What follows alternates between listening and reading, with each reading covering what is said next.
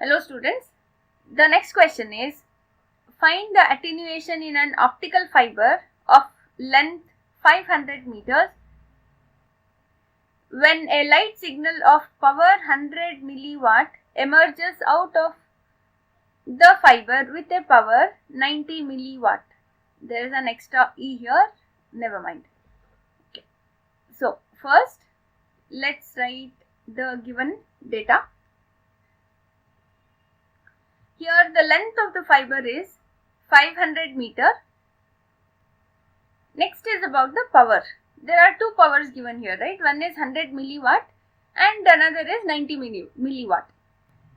Which one is the input power and which one is the output power? How do you recognize that? Is read the sentence. When a light signal of power this much emerges out. What's the meaning of emerges out? That's the output power, right? Which one among these is input, which one among this is output? How do you decide? Is read the sentence. When a light signal of power. So initially the light signal had a power of 100 milliwatt, right? Input power is 100 milliwatt and it emerges out of the fiber. It passes through the fiber and emerges out. With what power? It's with 90 milliwatt power. So output power is 90 milliwatt.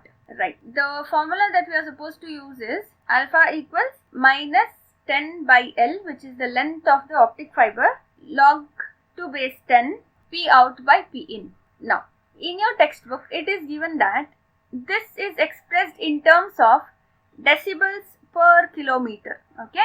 Now, many students are confused about this. So what we do is we'll plug in all the values. We express the value of alpha in decibel per meter and then we will convert it into kilometers. Okay, let's do that. Alpha equals minus 10 divided by 500. You have to write it in terms of meters only. P out is 90 into 10 to the minus 3 because this is 90 into 10 to the minus 3 watt. This is 100 into 10 to the minus 3 watt divided by 100 into 10 to the minus 3. Now, if I solve this, I get, so this gives us minus 10 divided by 500 logarithm of log 2 base 10 of, this is cancelled, 90 by 100 is 0.9 and logarithm of a number smaller than 1 will be negative, right? So, there is a minus here, there will be another negative number over here, which makes the final answer a positive one. That is 9.1 into 10 to the minus 4 and the units that we are going to write is decibel per meter. So, alpha value is this much. But as in your textbook, you are supposed to express this alpha value in terms of decibel per kilometer, right? So, what do we do? Make it 10 to the minus 1 into 10 to the minus 3 decibel per meter. Let it be as it is.